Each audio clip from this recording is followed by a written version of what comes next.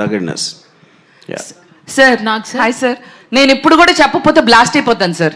లోపల అజయ్ సార్ ఎంత ఎనర్జీ వచ్చిందంటే ఇక్కడ సార్ ఎంత ఎనర్జీ ఉందంటే నేను ఈ విషయం చెప్పకపోతే నేను పేలిపోతాను సార్.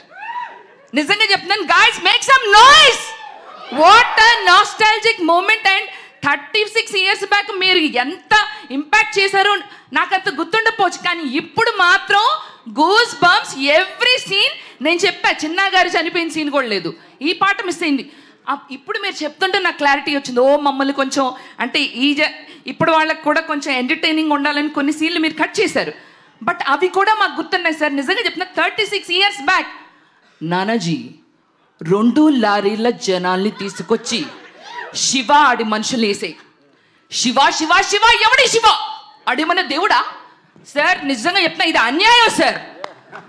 అండ్ మీరు ఇంకొక మాట అన్నారు, ఇంకొక శివ ఉండరు సార్ మాకు తెలుగు ఇండస్ట్రీలో. శివ అంటే మా నాగ్ సారే. అండ్ ఇంకొకటి సార్, ఇంకొకటి ఇది మాత్రం క్వశ్చన్, నాగార్జున గారిని చూస్తే మన్మధుడు మా తెలుగు రాష్ట్రాలకి. ఇంత హ్యాండ్సమ్, ఇంత అంటే ఇంత ఇలా ఉండే మా నాగ్ సార్ని ఇన్ని ఫైట్లు ఆయన శివాలో పెట్టాలని మీకు ఎలా వచ్చింది సార్? అంటే ఆయన చూస్తే ఇంత రొమాంటిక్ హీరోగా ఉంటారు కదా, నిజమే కాదండి? అవునా కాదా? చెప్పండి సార్, ఇది మాత్రం మీరు చెప్పాల్సిందే. అంటే ప్రైమరీలీ నాకు లవ్ స్టోరీలు ఇష్టం ఉండదు. నాకు Nagarjuna only see my Shiva.